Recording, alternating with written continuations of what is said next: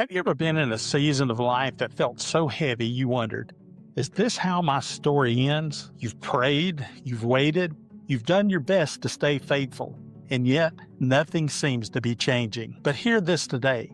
If God is still writing, then your story isn't finished yet. Today's encouragement is for anyone who feels stuck in a hard chapter of their life, a chapter that's painful maybe, a chapter that's confusing, a chapter that you didn't ask for. The good news is this. A hard chapter does not mean a hopeless ending. God writes redemptive endings. When we look in the Bible, it says, being confident of this, that he who began a good work in you will carry it on to the completion until the day of Jesus Christ. We find that in Philippians 1:6. God never starts a story he doesn't intend to finish. Think about Joseph in the Bible.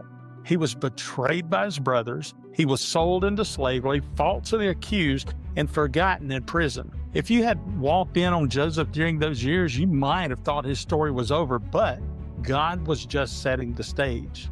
What looked like a setback was actually a setup.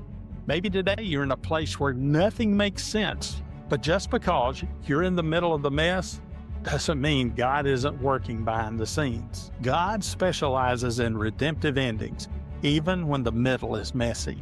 God often happens in uncomfortable places.